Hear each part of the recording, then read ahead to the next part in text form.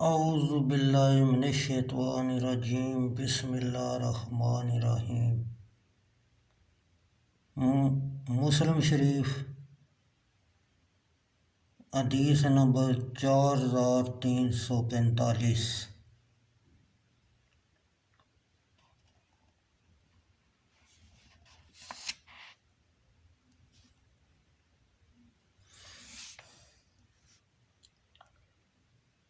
عبداللہ بن مسعود رضی اللہ تعالیٰ عنہ سے روایت ہے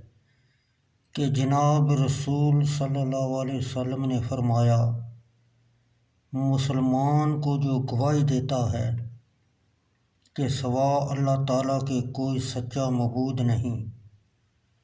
اور میں اس کا پیغمبر ہوں، مارنا درست نہیں مگر تین میں سے کسی ایک کی بات پر یا اس کا نکاح ہو چکا ہو، وہ زنا کرے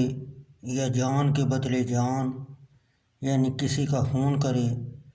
یا جو اپنے دین سے پھر جائے، مسلمانوں کی جماعت سے الگ ہو جائے۔ نووی رحمۃ اللہ علیہ نے کہا، اس حدیث سے حنفیوں نے استدلال کیا ہے مسلمان ذمہ کافر کے بدلے مارا جائے گا اور آزاد غلام کے بدلے، مگر جمہور علماء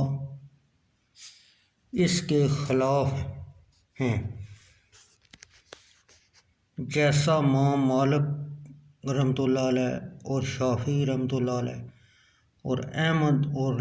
لیث رحمۃ اللہ علیہ، اور یہ جو آپ صلی اللہ علیہ وسلم نے فرمایا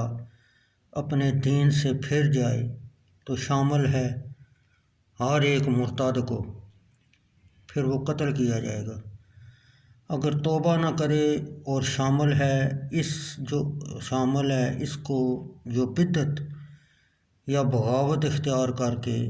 مسلمانوں کی جماعت سے نکل جائے، جیسے خوارج وغیرہ، واللہ علم۔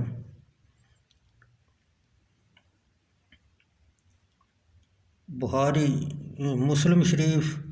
حدیث نمبر 4377۔ عبداللہ بن مسعود رضی اللہ تعالیٰ عنہ سے روایت ہے،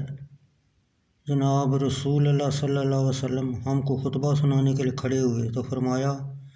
قسم ہے اس کی جس کے سوائے کوئی معبود نہیں، مسلمان کا خون کرنا درست نہیں